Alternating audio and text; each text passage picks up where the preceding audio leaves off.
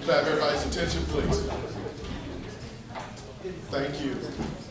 We're definitely going to try to respect everybody's time, so we're going to get started on time so everybody have an opportunity to get home and get prepared for tomorrow. This is an evening event, so we're going to try to stick to the script as best as possible. So with that being said, I would like to welcome everybody here for this opportunity for us to engage our community in regards to our current state of situation in terms of the facilities here in Wintonwood City Schools. Now, most of you are probably looking at me like, who is this man standing in front of us talking to me? I've never seen him before. And I guess with that, I have to give myself an introduction to the group. My name is Eric Martin. I will be the new high school principal for the 2014-15 school year. Wow. So, an applause.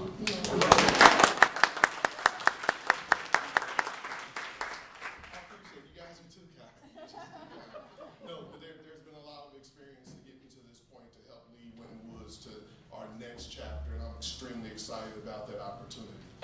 Before I go any further in regards to what we're actually going to do, because I am going to kind of give you an outline of where we're going to go tonight and how it's supposed to roll out and play out, I'm going to ask my partner in crime, Mr. Steve Denny, to kind of help me acknowledge some of our special guests that's with us tonight. Thanks, Mr. Martin. And I'm Steve Denny. I'm Director of Business Affairs here at Winton Woods. I want to welcome you this evening, and thanks for being here.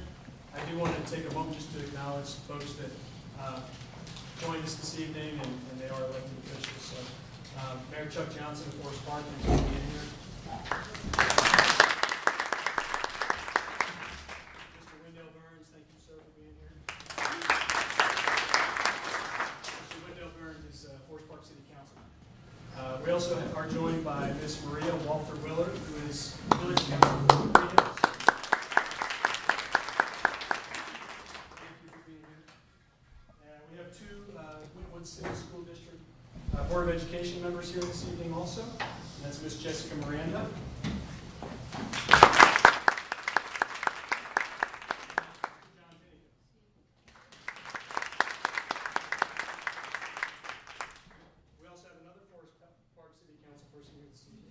And it's Ms. Cottle. So thank you.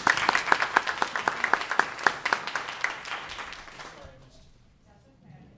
I'll always bring something. Thank you. I'll take a note. Ms. Burns is also here this evening, and thanks for being here. All right. Go ahead and turn it at this time back over to Mr. Martin. But one last note, we want to thank Waycross Video for being here also and recording this event this evening. So thank you, Waycross.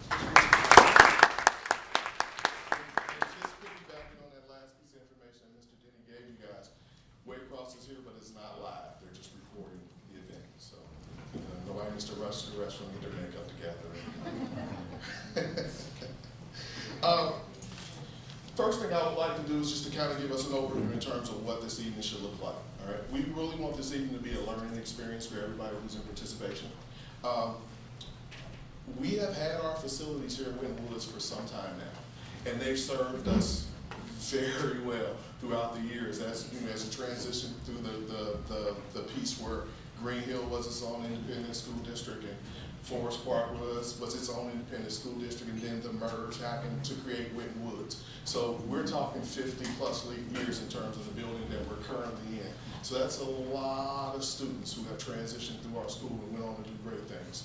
But now we've come to a situation to where we really have to start having a conversation about our future in terms of the facilities. So just to outline in terms of what this evening will look like, myself and Mr. Denny, we're going to tag team a PowerPoint. And what we're attempting to do is to give the audience as much information as possible in terms of where we are currently, in terms of our conditions that our students live every single day in terms of the facilities. We think it's important that you have as much information as possible, and we're going to attempt to give that to you. After myself and Mr. Denny go through the PowerPoint, we'll have a brief opportunity for anyone to ask questions in terms of what you learned in the PowerPoint. So it has to be specific in terms of clarification or clarifying questions in terms of the information that was in the PowerPoint. Because the magic and the meat of this opportunity tonight, we want that to happen in our breakout sessions, which is the small group sessions that will go immediately after. We believe in small sessions, folks, can get all their questions answered and all their statements and comments made. We'll also have a representative at each table facilitating that whole conversation. There's a list of guided questions that they'll pose to their groups at their table, and we hope to capture everything that's shared so we can really dig into the information that's given to us from our community and our families. Okay? Everybody clear in terms of how this is kind of going to play out? Everybody clear? Give me a nod of head.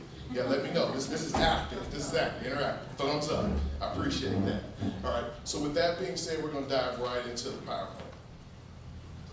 All right. The first PowerPoint we have here is "We are proud to be warriors." And actually, as I reviewed the PowerPoint, because I saw it in advance a couple days ago, and when I looked at it and I looked through the whole piece, something stood out to me as this being my most important piece of the PowerPoint. This is the slide that I'm most proud of. And the reason I say it's the slide that I'm most proud of because it talks about proud to be a warrior. It talks about the pride in your school. It talks about who we are. And when I reflect over that, because I'm probably the person who has the least experience being a Winton Woods warrior, because I've only been interacting with the district for probably 4 months in terms of being a part of our community. But I reflect back on some of those experiences that I've had since I've been here. For example, a couple weeks ago, I attended the musical. How many people attended the musical? Show of hands, put your hands up high. All right. I probably, for the first time, instantly fell in love with the school. Now, I've seen Winton Woods High School on its daily journey every single day. But when I sat in the audience and I saw the product that our students produced, it really resonated with me when you say pride in your school. I started thinking about what I hear all the time, the warrior way. That was an example of the warrior way. Then I think about another opportunity that I had just a week ago. A group of students asked me to come and listen to a presentation that they had put together because they wanted to give back to the community that have given them so much and the school district that have given them so much. So they want to create a community day. This is a group of students that asked me to come at 6:45 in the morning to hear their presentation. So, of course, I came, I listened, and when I left that meeting, it was another example of me falling in love with a group of kids. They get it. They understand what it means to be proud of your school, the warrior way. So this is probably my most important slide that I'm passionate about. There's a lot of factual information here that you will get, and we want you to really dig into the factual information because it's going to help when you're at your small group conversations and you're really trying to ask tough questions about who we are and what our facility looks like and where we need to go and who we want to be for the kids we serve. So with that being said, Mr. Denny, all right, here's the tough question. This is the tough question.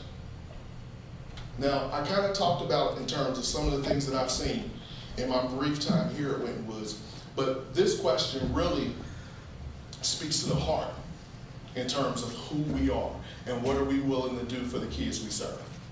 We have a reality.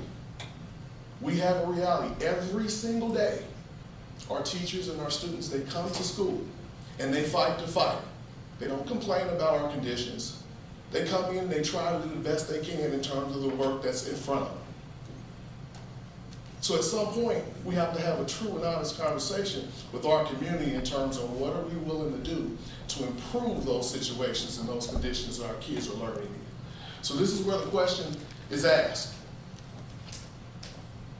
The question is not if or when, instead, it is what and how.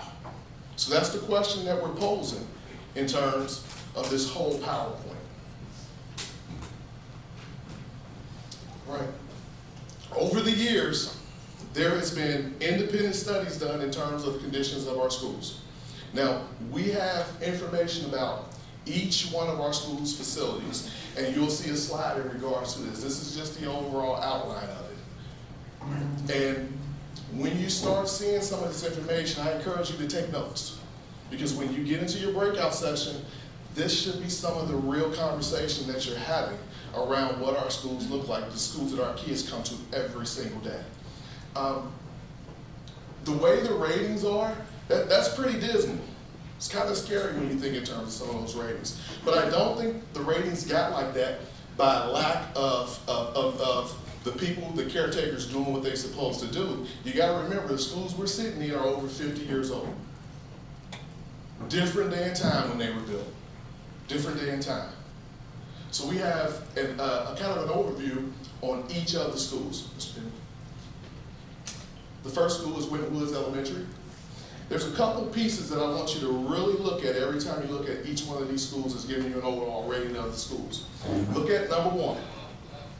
That's where the school is actually at, the location, the site. And I'm gonna be honest, when I looked at the information, yeah, there's some stuff here and there, but for the most part, the information we got back said that most of our schools are in the right location. So we own the right piece of land. But I think what really stands out to me is number 5 and 6. This is our craft. This is what we do. Educational adequacy, environment for education. So environment for learning. Those two things really stand out to me. Now in this school building, in both of those areas, the facility gets an F. So that's interesting information. And that means the culture, the environment for our students to learn is not conducive. For many different reasons. Next one. Winton Woods Intermediate. Again, I'm not a C person. I like a little better grade, but it's not the worst site for our school to be placed at if you look at number 1. But if you look at number 5 and you look at number 6, an F and a D. This is the intermediate building. Winton Woods Middle. There's a B- on the site. But if you look at number 5 and number 6, they both are Fs. The high school. The high school gets a D+ in terms of its location. And that's many different reasons for that. It's a pretty busy intersection going both ways. There's a whole lot of things about the high school in today's day and time that you would do differently in order to make it safe. So that is what it is, but then when you look in terms of some of the great things that we want to do for kids in buildings, educational adequacy, environment for education, an F and a D-. Winton Woods Primary North. Now this is some interesting information. As I kind of dug a little bit deeper, one thing that I noticed before I get to number 1, now the site has a B-, but the independent group actually came in 2003. So this is the rating that the building received in 2003. That was 11 years ago. That was 11 years ago. And our babies are still there. They're still there. Again, primary South, 2003, these are the ratings. Great location for primary South, B+. But then when you look at 5 and 6, D+ and a D. All right, so we're at the point now to where we talk about action. We talk about what can we actually do to really change the course of our facilities for our kids. We do have options here. We do have an opportunity to kind of discuss this thing and figure out what's our best way to address the needs of our kids. Now, when you do this, sometimes it's some tough conversation.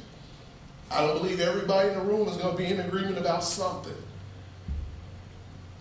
But part of our reasons for having this type of engagement is because we acknowledge and we realize that we have to have the conversation.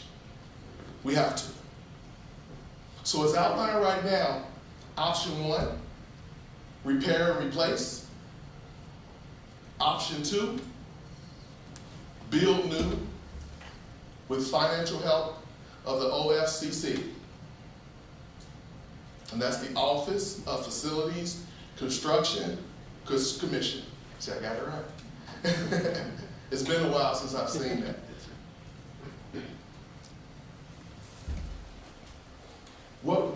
want to do is kind of take you on a little journey.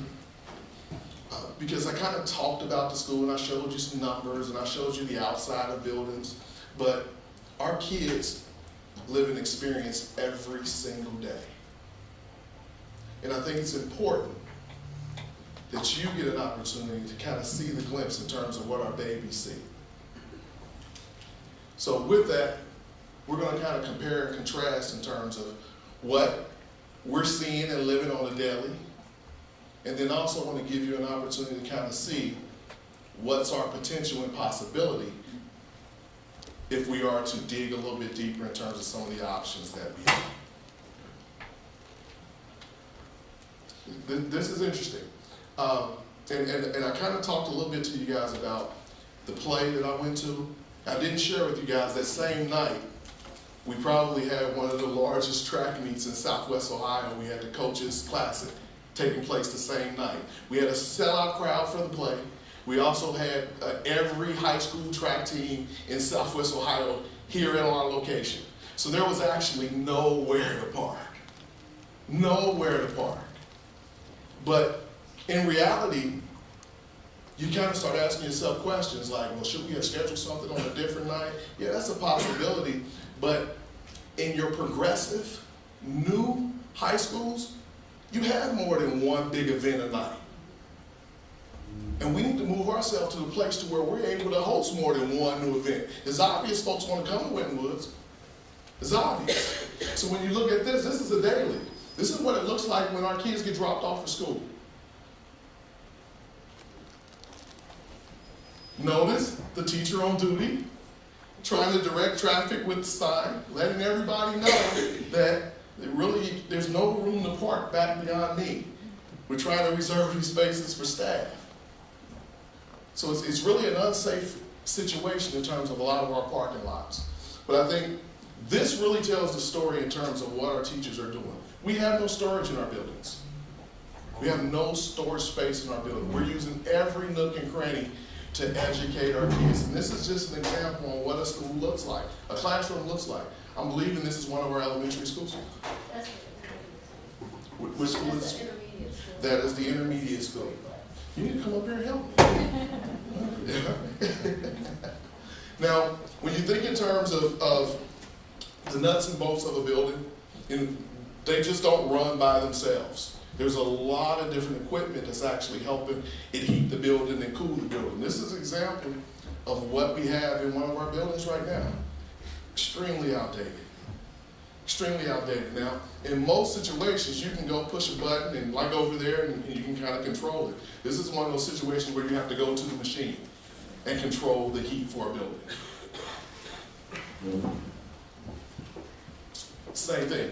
We talk about cooling the building, we talk about airflow.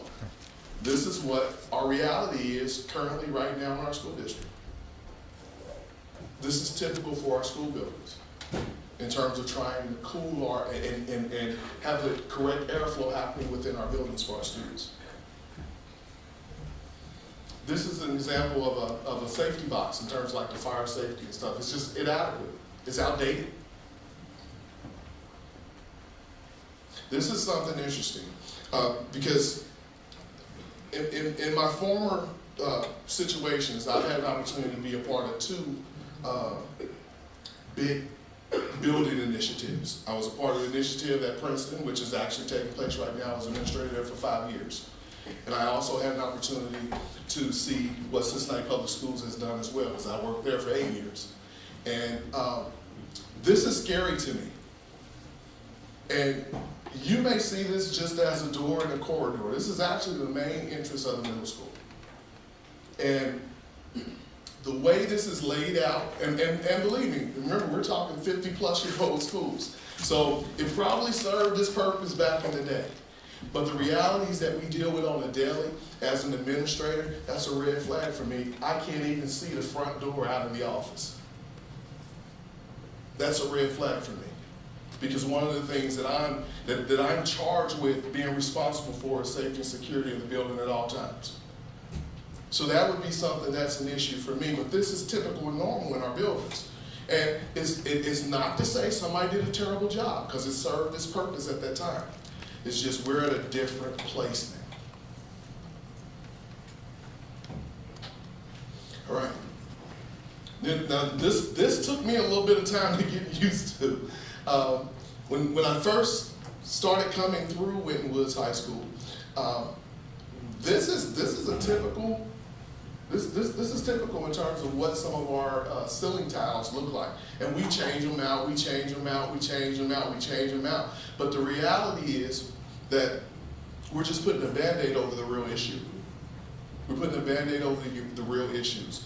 There are plumbing issues, there are roof issues that we continue to put money towards, but the reality is it makes it real difficult for us to ever get to the point to where we correct the issue. And some of that's because of where we are and how old our facilities are. This is just part of our daily reality. And Steve gets and he's a trooper about it, but Steve gets the calls from everybody. Because every administrator in here wants their building not to look like this, because at some point it starts saying something about how you feel about kids. Somebody's going to believe that. This is typical for most of our buildings in terms of the foundational cracks and what we deal with in the floors. Here's an example of how we're trying to capture every single space. You know, at some point, these little cubbies used to be closets. But because the need to have pull-out space for our kids, our teachers and our principals and our adults in the school building are being creative because we're trying to address the needs with what we have. So this is typical for what happens in the school. And none of these rooms were ever meant to be classroom or learning spaces. They weren't. All right. One of the programs that the district is extremely proud of, and one of the programs that gets a lot of attention in terms of being cutting edge with the new tech, the AGS, the PBL, the project-based learning, all those cutting edge new kind of mindsets in terms of thinking about learning, teaching and learning. We house those in trailers. We house those programs in trailers. We house them in trailers. And there's not even restrooms within it, in that space. So the kids, they go to class in the trailer, but they also have to go back in the building and use the restroom. And it wasn't that built because I went there, and so those are relatively new, at least within the last 10 years or so. Because when I graduated in 2004, we had trailers. Mm-hmm. So not as old as the building, but it was an addition to put more space for classrooms. Exactly, exactly.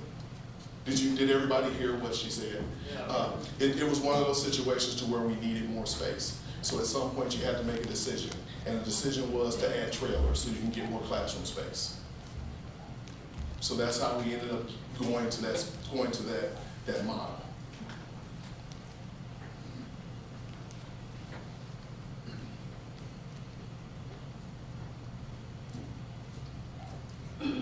This is just another example of what folks are attempting to do to get their bang for their buck in terms of using every usable space to make it a learning experience for our kids. Now, we talked about the OFCC. This is an example. Now, that was a typical classroom in which one of our buildings? Elementary and high school. Right. When you think about, so this is a typical setting in one of our elementary and high schools, right? Now, when you look in terms of what the OFCC regulations are in terms of a school and a learning space, it's a really big difference. This is actually what's happening in a lot of the schools around us right now. And I want to make sure that I hit that home, because the reality is that our teachers are still going to come. Our kids are still going to come. We're still going to do the best job we possibly can for our kids. But we also acknowledge that our kids deserve an opportunity to learn in a space like this as well. Who knows where we can take kids in a space like this? Here's another example of, it looks more like is that like some kind of lab? Middle school lab, intermediate school. So we got a middle school lab, I'm not sure, I think that's intermediate, these two are the. middle school lab, middle school classroom, intermediate school. classroom. Just trying to give you an example in terms of what it looks like in other places. Look at the space, look at the ceiling, look at the technology in the classroom, look at the identified spaces. Here's an example in terms of us using every single piece of space in terms of engaging our kids in learning. I believe this right here could be intermediate school. This is the elementary school, but it's in the hallway. It is in the hallway. We actually took the opportunity to make a learning space in the hallway, pull the table out, gather the kids around, and we're actually educating kids in the hallway. Now, this is an example of what those pull-out spaces looks like in the OFCC space. I had the opportunity, as I said before, to be a part of the Princeton experience in terms of what they're building. And, there are schools around us right now who have spaces that look just like this. They're there. And that's a great opportunity to pull a kid out, give some isolation in terms of having the person work one-on-one with the kid while at the same time in close proximity to the actual classroom. Great use of space. Here's an example of a music classroom. Here's an example of OFCC music classroom. More examples in terms of our technology spaces.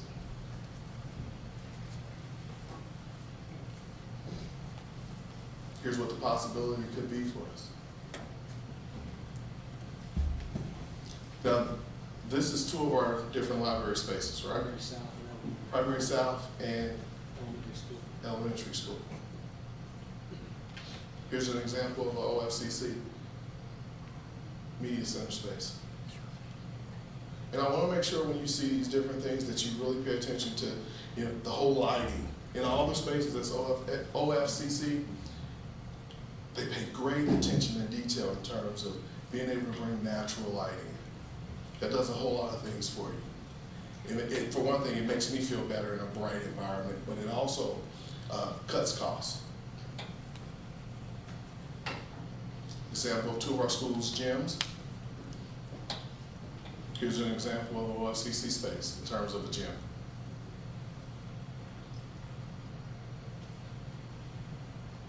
Cafeteria space. I believe this space, I was told, I believe today that it seats maybe 80 or 90 students. 90 students. So this is an example of a cafeteria space that we currently use today. This is an example of what it could look like for our kids. Again, these are more examples. It actually talks about the daylighting in many of our places. Notice the width of the halls. Notice the glass. Notice the lighting. All of that plays a part in terms of how kids learn. This is something that where I think we've gotten our hands slapped a couple times in terms of making sure that we are handicap accessible. And this is an example and a picture of the high school gym. Now there's still no way of getting people down to the floor. Gotta figure that piece out. But this is our reality. In new buildings, it's a must. In old buildings, it's a must. So these are things that we have to figure out for our community. Here's an example of what an OFCC space looks like. And you know what's interesting? This isn't even far away. Some of those other spaces, I couldn't tell you where they were. I know where this space is. This is Hamilton High School. This is their gym.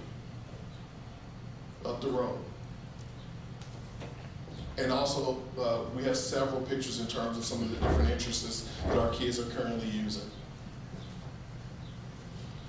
Here's an example of what it could be.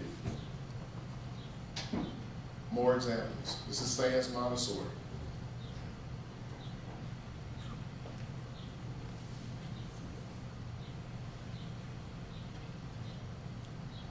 Wow.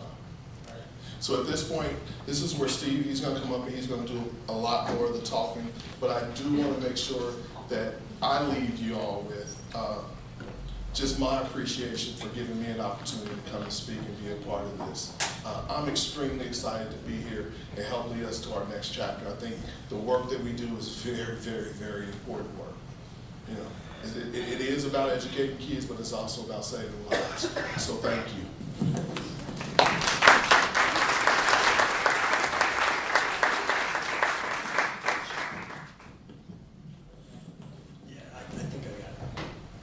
Well, good evening. Thanks for looking at some pictures with us. We just wanted you to see what we see, see what the kids see. It's not all doom and gloom, but the reality is it could be better. And the other reality is that it's time to do something. So what I am charged with at this time, and I really thank you for being here and being a part of this, is I'm charged with sharing what the costs might be. Let's talk about that, because that's critical. We value you as taxpayers, we value you as community partners, and we owe it to you to listen. And so we're going to do a lot of listening tonight. But this is really where we are. Mr. Martin touched on two options. And we have one, essentially, that's repair and replace. And we spent a lot of time studying this. And we're not the only ones that have studied. We've had outside groups come in and do this as well. And option two is to build new. We go option one, we're basically doing that on our own. There are some leverage things you could look at, like House Bill 264 projects and things like that. Those have some limitations and some bonuses. But option two is co-funded by the state if we follow their approved plan, which there is one of those in place. So here it is. This is basically, what if we continue to do what we've been doing? And the reality is that's probably not going to be enough, because we have not been pumping enough money into our facilities. To review the last 3 years, we've cut 73 positions. Times have been tough. Times have been tough for a lot of us. It's been tough out there. So we've made some adjustments, and over the last decade, we have saved where we could. And if you had to choose between a teacher and redoing the mortar joints in a school, you're probably going to side with the teacher. But that has a cost, and you're delaying some things, is essentially what's happening. So our charge under option one is keep the buildings warm, safe, dry, and cool, meaning educationally appropriate. And this is our current approach. We've had an architectural firm vet this and actually walk out. What would it cost to repair and renovate these components? This isn't changing the buildings. This isn't remodeling. This isn't adding spaces. This isn't knocking down walls. This is just updating components, assuming everything breaks on time, as our superintendent, Mr. Smith, likes to say, because things have a proclivity to not do that, but let's assume they do. Over the next 15 to 20 years, we can expect to spend about $54 million to do it right. This is not even the OFCC, the Ohio Facility Construction Commission standards. There's a higher standard that they have. This is our standard, but new, basically replaced. And if you adjust for inflation and include soft costs and contingencies, you're looking at about $67.6 million. This is the cost for that. And if you're jotting down notes, this would be some good info to jot down. This PowerPoint will be available on the website. So all this information can be retrieved. If you don't feel like writing it down, please don't feel like you have to. And it's also available courtesy of Waycross later. You can watch this as well. But the cost estimate for $67.6 million over the next 20 years, we probably won't be able to pull that off without, well, we can't dip that far into general funds, I guess what I need to tell you.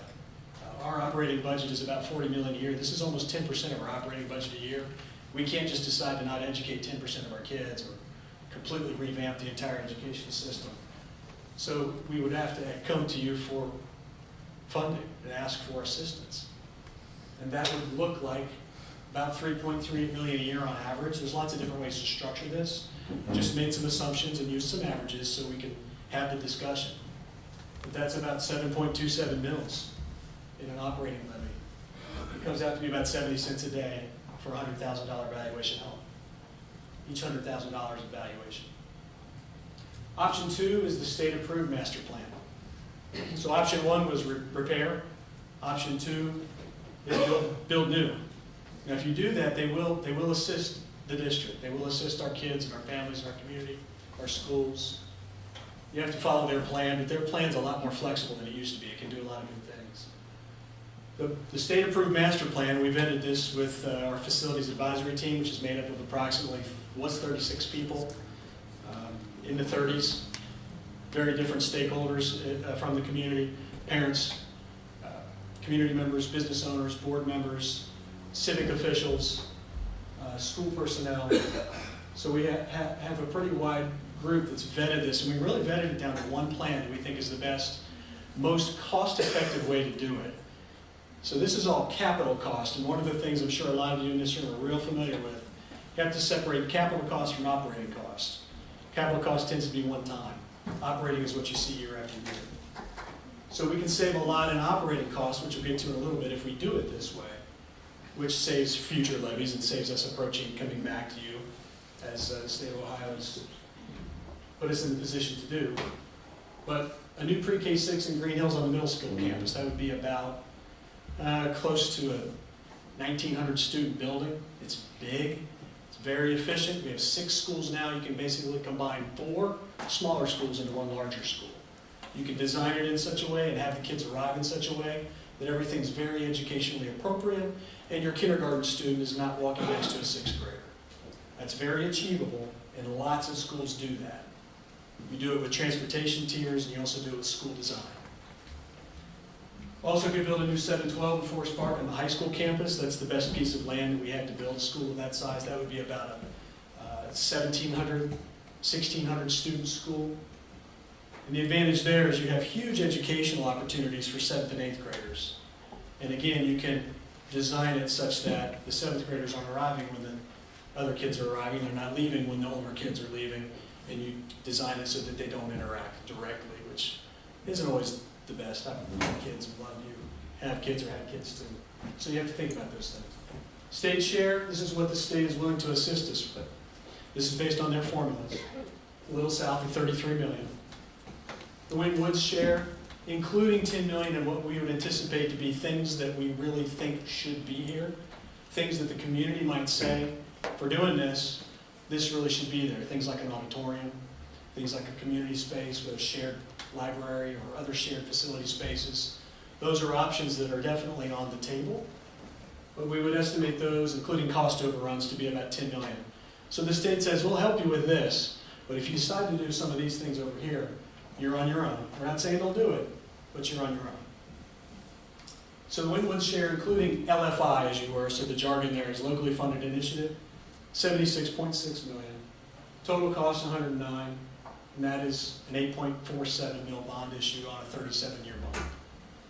These are the best estimates we have right now. That would amount to, after amortization schedules, and 81 cents a day for each $100,000 of valuation. So why do this? Why are we up here talking about the new schools? Why don't we just repair and rebuild? These are the reasons. I just want to share them with you for your consideration. Reason 1, it supports a quality education. That's number 1. The educational needs of today are different than they used to be. We're educating students for careers that we don't even know exist yet. They haven't even been invented yet, but we'll eventually have to have buildings that can adapt to deliver those instructional services to our children.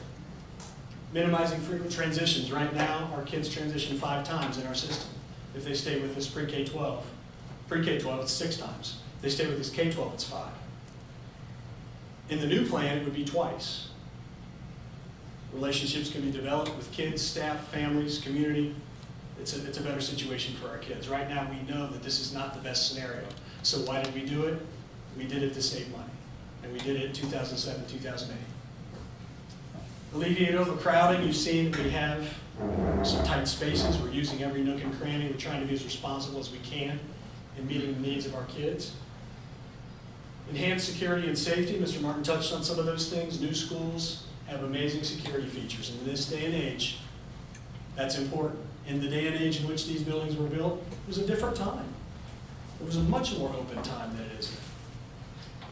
We can reduce operational costs. I'll show you a slide on that just so you get an idea of the operational savings, the year in, year out savings that less redundancy could provide. 6 schools down to 2 affords some economies of scale. And that end result is taxpayer dollars. In addition, new facilities are far more efficient from a utility standpoint. Improving marketability of our schools. We could name some communities around us. And it's not like we have to be like the Joneses. However, people make choices. In the educational world today, the pre-K-12 world is very competitive. And for us to stay viable as an educational option for our community, for our children, when we're competing with charter schools, community schools, online schools, homeschooling, parochial schools, and now even other public districts that are open enrolled, and many of those have brand new schools that are much more appealing and have a lot more curb appeal than our current facilities do. So it does improve the marketability of the school system and, by extension, the community. School buildings are some of the largest assets in any community, and they're very visible. Lastly, and probably in my opinion, for me, most importantly, levels the playing field for our kids. I believe, as Mr. Martin said, they deserve it. They deserve the best. And they deserve to be taken care of and educated in a really high fashion, high caliber fashion. So, here's the operational cost savings on option 2. Because you go from 6 schools down to 2, we've done some studies on this. We believe that those are the staffing and operational savings. At pre-K 6 school, we believe, in a very short amount of time from being operational, can save about $1 million a year. The 7-12, about half that. Total savings about $1.5 million a year, and that's about 3.2 mils in tax savings per year. That forestalls future operating levies. And you all know the gist about school funding, right? It stays like this, but expenses do that. So eventually, unless you cut things, the state has put us in a position to come back to the voters and ask for more money. That stalls that. That breaks that. It slows it down. We're talking to you tonight, and we really appreciate you listening. I hope you're not bored out of your skull. This is of interest to you. It's numbers, and I'm the numbers guy, so thank you for your patience with me. We've done a lot of community engagement so far. Here's some of the things we've done, and we want to continue it. You're sitting here tonight as a continuation of what we started a few years ago. In truth, this started in 2003. But the state didn't say, hey, your number's up and we've got money for you if you want to do this. If your community's game, we've got some funding to help you do this. But we use the Schoolhouse of Quality methodology. It's with Steedham and Paul, our architectural firm. They've actually developed this. And it's inclusive. It includes bringing the community together. We've done focus groups with students, staff, recent graduates, parents, community members from all 3 communities that our district represents. We've conducted community tours of schools, and we would offer those again. If any of you want to come to them, give us a call. We'd be happy to walk you around and show you in real time or without the kids present. Because when the kids are present, they're fun. You want to watch the kids. When they're not there on a Saturday or in the evening, you get to really look at the space, the facility itself. Community telephone survey, we did this in October of 12. We'll touch on this in a minute, so I'll circle back on that. I already touched on our facility advisory team. We have a facility steering committee that helps make decisions jointly. And so since 2012, we've had over 30 community engagement events around this, and we need to continue it. We really need to take it out to the community at large, and that's what tonight is all about. So again, thank you for being a part of it. The phone survey basically told us this, and it was before we'd actually done any of these, before we'd done a lot of awareness, and that's one of the things it told us is people weren't really aware that this was an issue, that this was a possibility, that this was an option. 43% were in favor, 53% were against. It was a 300-person landline telephone survey conducted by a consulting firm, a marketing firm. And the other thing that they told us is, we want your rating to be better. Can you work on that? And one of the things I'll tell you about school systems, and you probably know this, is they're kind of like battleships. They don't turn on a dime. But we do feel like we're going the right direction.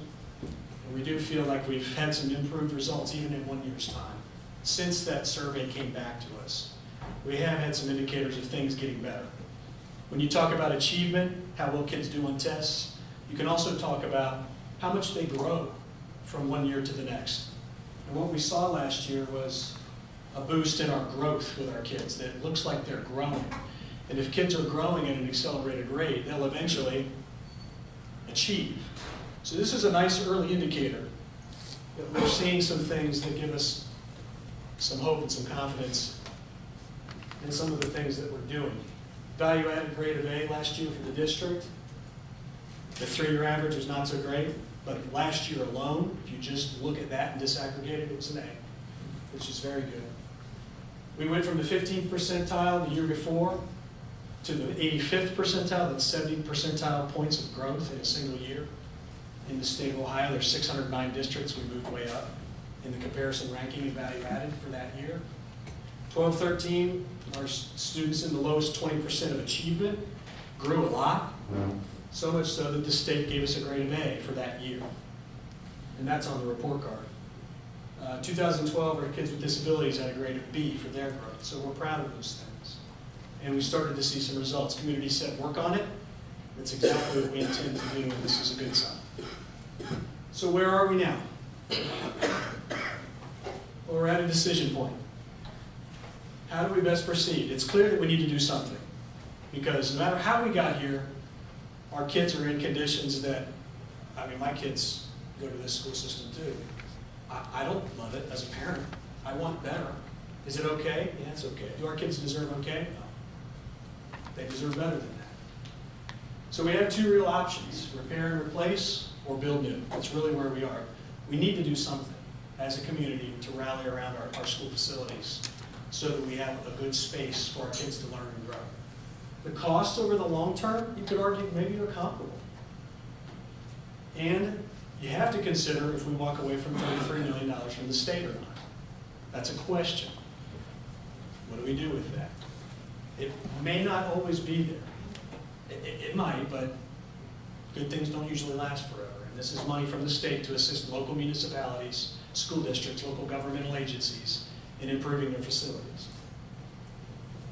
But I circle back to this slide because I don't want to give you the wrong idea. We're just talking real. This is a bunch of adults in a room having a conversation about some real stuff. But we are proud of our schools. We're really proud of our kids, proud of our teachers, proud of our community, proud of our families. I think we've got some work to do, and we need to start by talking about it tonight. So, as far as it goes with facilities.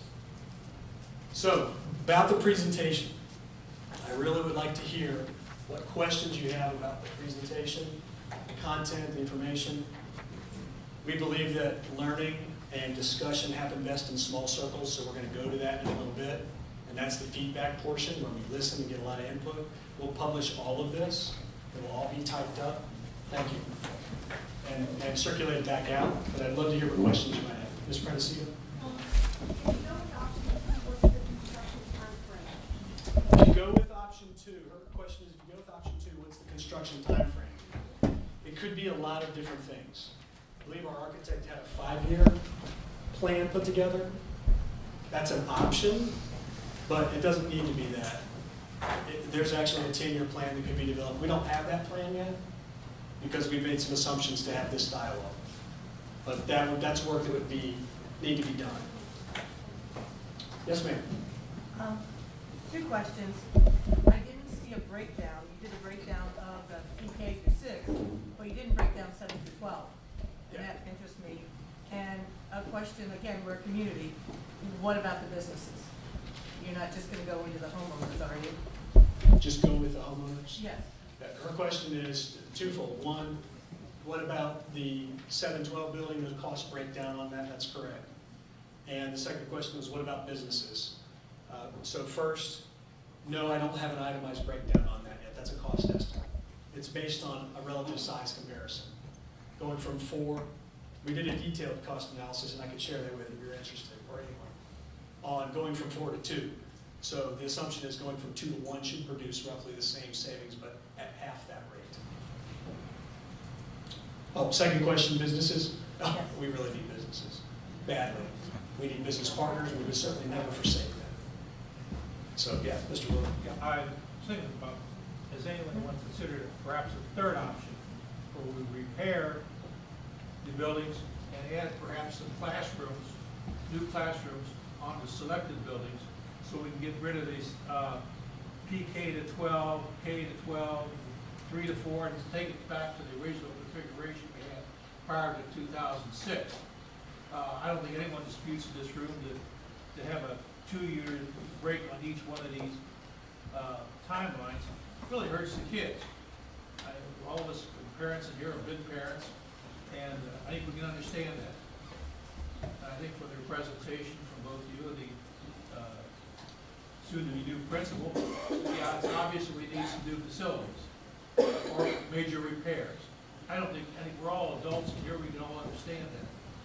I think the reality we have to look at is the demographics. We're looking at a school system that's basically middle class, some upper class, and some way upper class, perhaps in the middle station. But it's basically middle class, and you're dealing with the youngest baby boomer, now 50 years of age, which means that person no longer has kids at school, or if they do, they're in their last year of high school. And that's where your bulge in population is, and they're not looking forward to putting what in effect is a $11,000 lien for 37 years on their $100,000 homes. And that's exactly what it is. And that's what you're asking them to do. I think politics is the art of the possible. I don't think it's possible to pass the all-new building bond issue that is the present configuration. I don't think anyone disputes that we need some major repairs done, that there are big ticket items. You have a new boiler, you need that. You've got asbestos in schools that have to be replaced, removed as a big ticket item. Yes, you have some roofs that have to be repaired, probably some plumbing problems that have to be done. These schools are anywhere from 30 to 50 years of age. That doesn't mean that we have to spend $60,000 to $70,000, or correction, $1 million to do it. Mr. Willard, I need to circle back and understand the question. I'm sorry. What's the question on the presentation? Because this is input. Has any estimates made or design features considered to just repairing the schools we've got and adding additional classrooms where necessary to those buildings? We've not done additional space studies, no. We've done repair, replace studies. Why haven't we considered that